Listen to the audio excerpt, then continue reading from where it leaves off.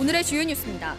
새만금 태양광 사업 비리 의혹에 대한 검찰 수사가 갈수록 확대되고 있습니다. 태양광 건설업체 관련자 2명이 구속되고 수사를 받던 또 다른 건설사 대표가 실종되는 등 파문이 커지고 있습니다. 이런 가운데 군산시의회가 신속하고 철저한 수사를 촉구하는 건의안을 채택했습니다. 농촌 인력난을 해소하기 위해 투입되고 있는 외국인 계절 근로자들의 농산일이 서툴러 농가들이 어려움을 겪고 있습니다. 이들은 언어 소통이 제대로 이루어지지 않고 질병 치료도 수월하게 받을 수 없기 때문입니다. 이에 따라 외국인 근로자 소통과 의료 지원 대책이 마련돼야 한다는 지적이 나왔습니다. 여러분 안녕하십니까? 4월 16일 화요일 종합뉴스입니다. 새만금 태양광 사업과 관련해 검찰 수사를 받던 건설사 대표가 실종되는 등 논란이 커지는 가운데 엄정한 수사를 촉구하는 목소리가 나왔습니다. 군산시의회는 오늘 임시회에서 태양광 사업 의혹과 관련해 신속하고 철저한 수사를 촉구하는 건의안을 채택했습니다. 모영숙 기자입니다. 지난 2020년 군산시가 추진한 시민발전 태양광. 이 발전 사업을 수주한 업체의 대표가 지난 15일 임실 옥정우 인근에서 실종됐습니다. 실종자는 군산시가 요건 부족에도 태양광 사업권을 내줬다는 특혜 의혹과 관련해 수사선상에 올랐습니다. 수사가 시작된 지 9개월 만에 검찰이 육상태양광 수주에 관여했다는 브로커 1명을 구속했습니다. 또 수상태양광 사업을 총괄한 핵심 관계자를 구속 기소하면서 최근까지 강도 높은 수사를 진행해왔습니다. 단순 기업 비리가 아닌 전 정권을 겨냥해 정치인과 공무원의 연루 가능성을 들여다보고 있는 것으로 알려졌습니다. 지역사회에서 파장이 커지면서 엄정한 수사를 촉구하는 목소리가 나왔습니다. 군산시의회 설경민 의원은 임시회에서 검찰이 정치인까지 수사를 확대하고 있다며 건설사 대표가 실종된 것으로 볼 때 의혹의 실체가 어디까지 드러날지 암담하다고 지적했습니다. 각 사원에서 지적한 발전 설계 초입부터 시공업체 선정 과정까지의 위법 행위와 협상 과정에서의 문제점들을 어디까지 밝혀낼 수 있을지 관련자들 수사가 제대로 이루어질지 또한 의문이다. 그러면서 브로커 개입이 확인된 만큼 일부 관련자 처벌에 그치는 수사가 아닌 군산시 고위층에 대한 수사에도 적극 나서야 한다고 강조했습니다. 고위공직자의 비리 부패로 인한 피해가 국민들에게 돌아가는 악순환을 원천적으로 차단하는 본보기가 되도록 명명백백하게 밝혀내 강력하게 처벌할 것을 요청한다. 검찰이 수사망을 좁히고 있는 새만금 태양광, 철저한 조사를 촉구하는 지역의 목소리도 커지고 있습니다. KCN 모영숙입니다. 원광대와 원광보건대의 통합 모델이 올해 글로컬 대학에 예비 지정됐습니다. 교육부는 오늘 전국 대학 109곳 가운데 원광대, 원광보건대 통합 모델을 포함해 모두 20곳을 글로컬 대학 예비 지정교로 선정해 발표했습니다. 교육부는 이들 예비 지정 대학과 지자체 등이 함께 준비한 실행 계획서를 제출받아 오는 8월 말까지 10개 대학을 최종 확정할 예정입니다. 한편 군산대와 호원대, 군장대 등은 글로컬 대학 예비 지정에서 탈락했습니다. 앞으로는 군산항 부두 운영회사들이 비관리청 준설 공사를 직접 할 것으로 보입니다. 군산해수청은 임차 부두의 선석 준설을 적극 추진할 수 있도록 부두 운영회사 임대차 계약서를 변경합니다. 변경된 계약서에 따르면 임차 부두의 해상이 준설되지 않을 경우 부두 운영회사들이 직접 나서 준설하고 투자비를 보전받을 수 있는 내용이 담겼습니다. 해수청은 이달 말 임대기간이 끝나는 CJ 대한통운과 세방, 한솔로지스틱스에 다음 달부터 변경된 계약서를 적용해 임대기간을 연장할 예정입니다. 전북특별자치도가 새만금 하이퍼튜브 실증단지 예비 타당성 조사에 다시 도전하기 위한 기술 연구에 나섭니다. 전북자치도는 오늘 국토교통부 지자체 예산협의회에서 하이퍼튜브 핵심 기술 개발 사업으로 국비 69억 원을 건의했습니다. 국토부와 철도연구원이 중심이 돼 선행 연구를 하고 하이퍼튜브 실증단지를 예타에서 통과시키겠다는 겁니다. 1차 예산만 69억 원으로 모두 270억 원의 사업비가 투입될 계획입니다. 이 사업은 지난 2022년과 지난해 예비 타당성 조사 대상에서 2차례 탈락했습니다. 전북특별자치도가 2차 전지 실시간 고도 분석센터 기반 구축 공모 사업에 도전합니다. 전북자치도는 공모 사업의 사업 계획서를 제출하고 산업통상자원부는 이달 말 사전 검토 후 다음 달 선정평가위원회의 심의를 거쳐 최종 선정할 예정입니다. 이번 공모에 선정되면 올해부터 2028년까지 5년 동안 국비 150억 원을 지원받게 됩니다. 도는 실시간 투과 전자현미경 등 고도 분석 장비 20종을 구축해 전문 교육을 통한 연구 인력을 양성한다는 방침입니다. 한국농어촌공사가 올해 도내 농지은행 사업에 2천억 원가량을 투입합니다. 한국농어촌공사 전북지역본부는 지난해보다 455억 원, 20.3% 늘어난 2,246억 원을 투입한다고 밝혔습니다. 세부 내역을 보면 공공임대용 농지 매입 사업에 1,300억 원, 농지 매매 사업에 191억 원, 경영회생 사업에 326억 원 등입니다. 농지은행 사업은 농업인 실정에 맞게 농지를 사고 팔거나 빌려주는 제도입니다. 22대 총선에서 민주당이 도내 10개 선거구를 석권했지만 비례정당표와 거의 차이가 없는 것으로 나타났습니다. 중앙선거관리위원회에 따르면 이번 총선에서 도내 10개 선거구를 석권한 민주당은 81만여 표를 얻었습니다. 민주당 비례정당인 더불어민주연합은 37만여 표, 조국혁신당은 44만여 표로 민주당 당선인 10명이 받은 표와 비슷했습니다. 국민의힘은 후보를 뽑아놓고 비례대표 정당 투표에서는 이탈표가 4만 6천 표가 넘게 나왔습니다. 더불어민주당 원내대표 후보군에 한병도 의원이 거론되고 있습니다. 민주당에 따르면 이르면 다음 달 8일 원내대표 경선을 치를 예정입니다. 현재 후보군으로는 한병도, 강훈식 등 10여 명의 의원들이 물망에 오르고 있습니다. 한병도 의원은 민주당 전략기획위원장으로 총선 전략을 맡았고 이재명 대표와 밀접한 관계인 것으로 알려졌습니다. 신규 아파트 청약에 당첨된 도내 실수요자들 4명 가운데 1명은 입주하지 못한 것으로 나타났습니다. 주택산업연구원은 이달 80%의 청약 당첨자 가운데 20%는 입주를 하지 못할 것으로 예상했습니다. 이는 부동산 경기 침체로 기존 아파트를 처분하지 못하거나 전세보증금을 받지 못하는 경우가 늘고 있기 때문입니다. 한편 지난달 도내 입주 전망 지수는 76.9%로 전월 83.3%보다 6.4%포인트 하락했습니다. 도내 혼인율이 전국에서 가장 낮은 것으로 나타났습니다. 통계청에 따르면 지난해 도내 인구 1000명당 혼인 건수인 조혼인율은 3.1명으로 2년 연속 전국 최하위를 기록했습니다. 남성 초혼 연령은 지난해 34.1세로 1년 전보다 0.3세가 올라 전국에서 4번째로 높았습니다. 이처럼 결혼을 기피하는 이유는 결혼 자금이 부족하고 결혼 필요성에 대한 인식이 낮기 때문으로 분석됩니다. 익산시는 농촌 지역의 일손 문제를 해결하기 위해 외국인 계절 근로자를 농가에 투입하고 있습니다. 시는 지역 외국인 근로자 223명을 채용했고 올해는 284명을 투입할 예정인데요. 손진영 익산시 의원은 외국인 근로자 소통과 의료 지원이 강화돼야 한다고 지적했습니다. 김은서 기자입니다. 익산시는 농촌 지역의 일손 문제를 해결하기 위해 외국인 계절 근로자를 농가에 배치하고 있습니다. 작년에는 외국인 계절 근로자 223명이 투입됐고 올해는 284명을 투입할 예정입니다. 또한 외국인 계절 근로자 체류 기간은 비자 종류에 따라 기존 최대 5개월에서 최대 8개월까지로 늘어났습니다. 이에 따라 손진영 익산시 의원은 시의회 5분 발언에서 외국인 계절 근로자를 위한 지원이 필요하다고 주장했습니다. 대부분의 농업 현장은 농약, 살충제 등의 노출 위험도가 높으며 농기계로 인한 각종 사고도 빈번히 발생할 수 있습니다.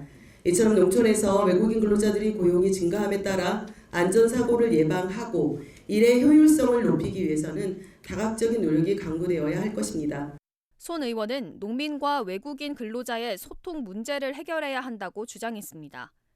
농촌 일을 잘하기 위해서는 작목별 영농기술과 농기계 작동법 등 정보 제공이 중요한 상황. 하지만 외국인 근로자들은 한국어에 능숙하지 않아 농민과의 소통이 어렵다는 것입니다. 이를 해결하기 위해 결혼 이주민 통역 도우미를 채용하자고 제안했습니다. 또한 외국인 근로자는 부상이나 질병에 따른 산재 보험을 받기 어려운 만큼 의료비를 지원해야 한다고 제안했습니다. 완주군 등 타 지역은 외국인 계절 근로자의 의료비 부담을 줄이기 위해 민간 의료보험에 가입하고 별도 의료비도 지급하고 있다고 덧붙였습니다. 우리 시도 의료복지 사각지대에 있는 외국인 계절 근로자들에게도 의료 혜택 제공을 적극 검토해 보아야 할 것입니다. 익산시에서는 결혼 이주민 직원 1명이 외국인 근로자 소통을 돕고 있고 별도 의료비 지원은 없는 상황입니다. 외국인 계절 근로자가 농촌에 잘 적응하기 위한 대책이 시급해 보입니다. KCN 김은서입니다. 익산에 베트남 계절 근로자 102명이 입국했습니다. 익산시는 영농철 농촌 일손 부족 문제를 해결하기 위해 계절 근로자 102명을 투입했다고 밝혔습니다. 이들은 지정 농가 17곳에 배치돼 앞으로 3개월 동안 일하게 됩니다. 익산시는 성실 근로자 선발을 위해 지난해 베트남 당락성 에아수편과 업무 협약을 체결하고 지난 2월 베트남에서 근로자 대면 면접을 진행했습니다. 익산시가 농림축산식품부의 농촌 크리에이 투어 지원 사업 공모에 선정됐습니다. 시는 이번 공모 선정으로 사업비 2억 5천만 원을 투입해 농촌 특화 테마 관광 콘텐츠를 활성화하기로 했습니다. 여행 상품으로는 서동축제와 연계한 K-투어 촌스런 기차 여행, 반려견과 함께하는 시골 야행 등을 운영할 예정입니다. 군산시가 자원봉사자 등으로 재능기부 조직을 꾸려 복지 사각지대 지원에 전방위로 나섭니다. 27개 읍면동에 276명으로 구성된 복지기동대는 지난 13일부터 취약계층의 긴급수리 안전점검 등 서비스를 제공하고 생계 의료비 등을 한 차례 지원하고 있습니다. 우리 동네 홍반장은 오는 5월부터 홀몸 노인과 중증 장애인 등 도움이 필요한 이웃에 맞춤형 통합 서비스를 읍면동 전체 취약계층으로 확대 지원할 예정입니다. 군산시의회 김경구 의원이 은파호수공원 남단 29층 아파트 건설 사업 승인에 대해 뒤늦게 문제를 제기하고 나섰습니다.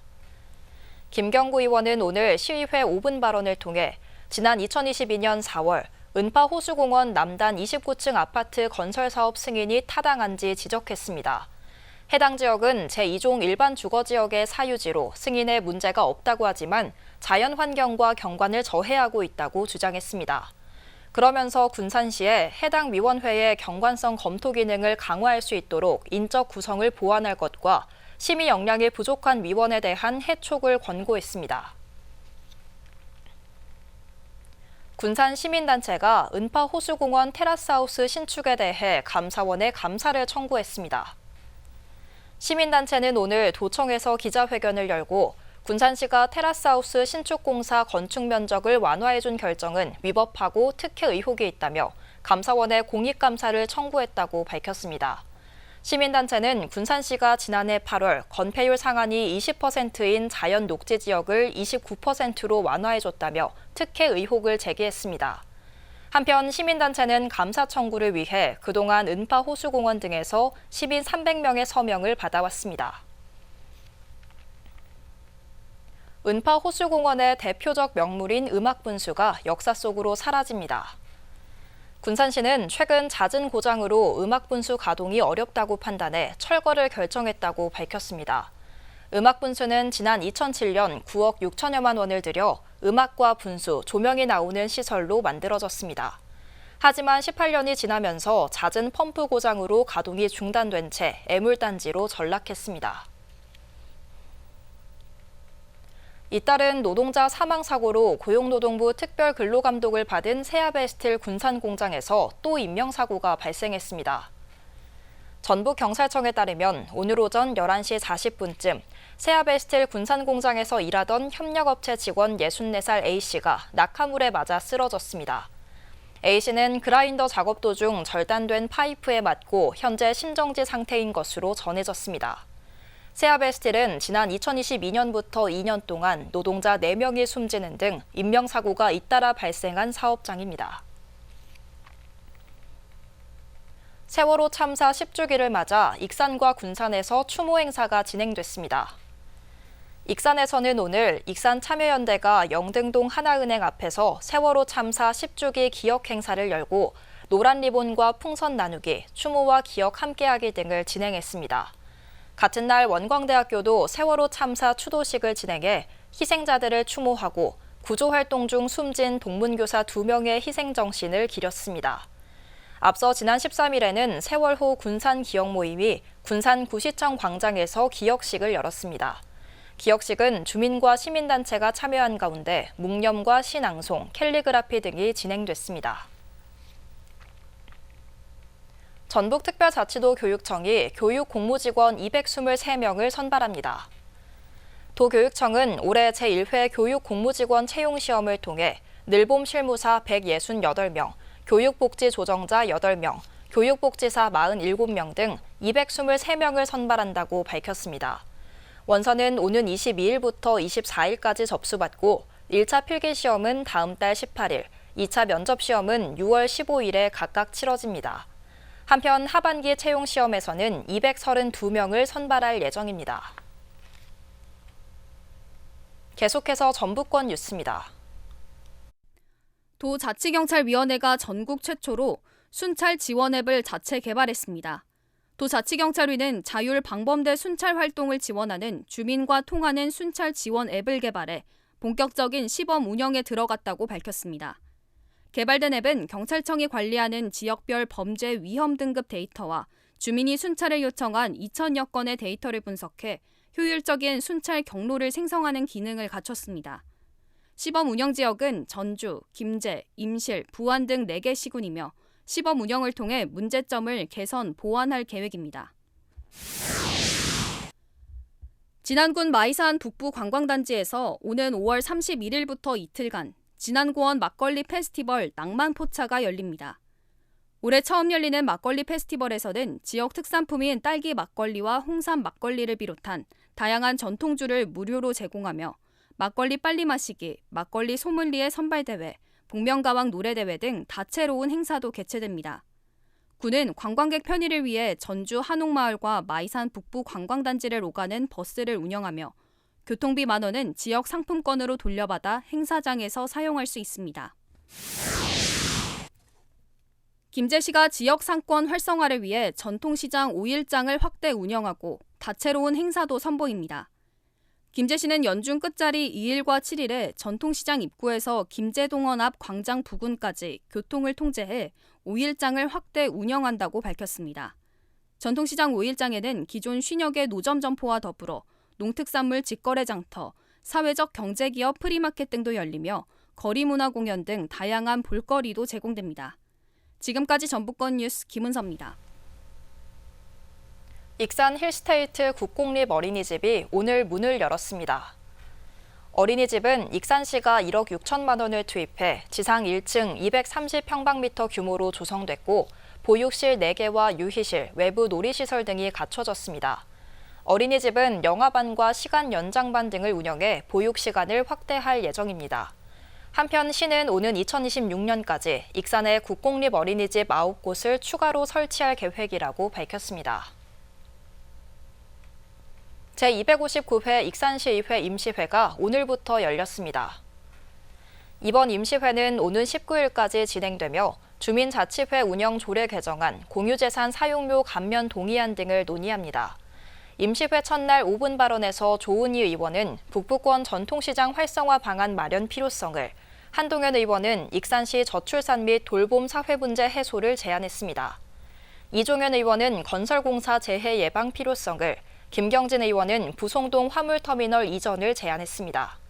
또 손진영 의원은 외국인 근로자 안전과 보호 대책을, 신용 의원은 장애인 저상버스 증진을 요구했습니다. 군산시가 1회 방문으로 민원 처리를 마칠 수 있는 원스톱 민원 서비스를 운영합니다. 시는 민원 후견인 공무원 38명을 배정하고 복합민원 사전상담 예약제를 운영해 민원 처리를 지원하고 문자 알림 서비스와 사회적 약자 배려 전용 창구 등 민원 편의 향상 서비스를 제공합니다. 또한 많은 비용이 들어가는 민원 25종에 사전심사 청구제를 도입해 시민 부담 경감에 나섭니다. 군산시는 중국 옌타이시와 자매결연 30주년을 맞아 경제협력과 문화교류를 강화하기로 했습니다. 군산시와 옌타이시는 어제 공무원과 언론인 100여 명이 참석한 가운데 새만금 컨벤션센터에서 미디어 연합 교류센터 현판식을 가졌습니다. 언론인들은 두 도시의 경제협력과 문화교류를 위해 적극적으로 힘을 보태기로 했습니다. 또 군산시와 옌타이시는 오늘 중화문화의 코너인 니산서옥에서 현판식을 갖고 문화교류를 강화하기로 했습니다. 2024 익산 문화유산 야행이 오는 19일부터 3일 동안 왕궁리 유적 1원에서 열립니다. 올해로 7회째를 맞는 문화유산 야행은 백제 왕궁연회를 부제로 연등 띄우기와 탑돌이 등 50여 개의 체험 프로그램이 운영됩니다. 올해부터 백제 왕궁 헤어살롱과 스튜디오, 왕궁 달빛사진 등 10개 이상의 신규 프로그램이 추가된 가운데 백제 왕궁 해설과 소원 등 날리기, 박물관 버스킹 등 다양한 볼거리가 방문객들에게 제공될 예정입니다. 익산시 노인종합복지관이 오늘 제7회 사랑의 밥 한 끼 나눔운동 기념식을 열었습니다. 복지관에서 열린 기념식에는 나눔운동을 후원하는 이한호 KCN 금강방송 대표와 권오국 1위 신광교회 담임 목사, 허전 익산 부시장, 최종호 익산시의회 의장 등이 참석했습니다. 이날 기념식에서는 유공자 표창과 밥 한 끼 나눔 선포식 등이 진행됐습니다. 한편 사랑의 밥 한 끼 나눔운동 행사는 지난 2018년부터 주 1회 저소득층과 독거노인에게 식사 제공 등을 하고 있습니다. 다음은 우리 동네 소식입니다.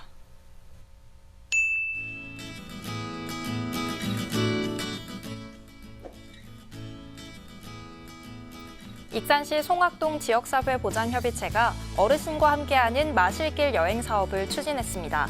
어르신과 함께하는 마실길 여행은 저소득 어르신이 시티투어를 통해 관광지를 여행하며 신체활동과 함께 우울감을 해소할 수 있는 특화 사업인데요. 이날 여행에서는 어르신을 비롯해 지역사회보장협의체 위원 등 총 34명이 참여해 따스한 봄바람을 만끽하며 고스락, 아가페 정원, 미륵사지 댁을 방문하고 맛있는 점심을 먹으면서 즐거운 시간을 보냈습니다.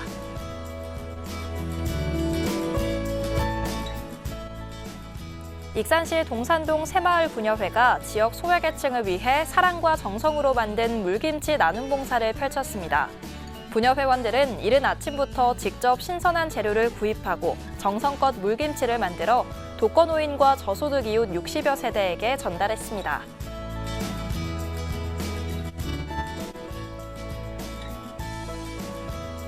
군산시 성산면 행정복지센터가 나눔문화 기부금 릴레이 행렬에 함께한 금강 철새로마트에 착한 가게 현판을 전달했습니다.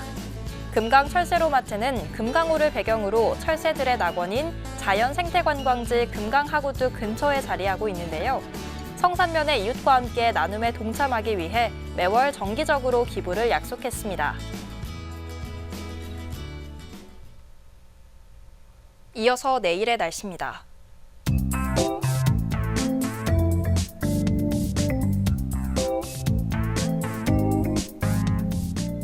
내일 전북은 맑은 가운데 황사의 영향을 받을 가능성이 있습니다.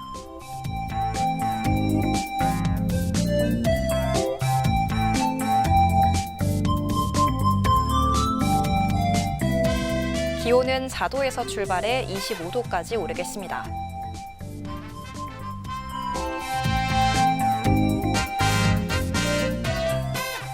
군산은 맑은 가운데 18도까지 오르겠습니다.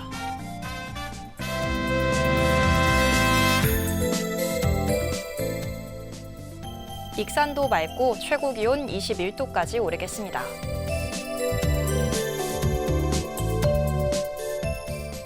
파고는 해상에서 0.5에서 1m 사이로 매우 잔잔하게 일겠습니다. 날씨였습니다.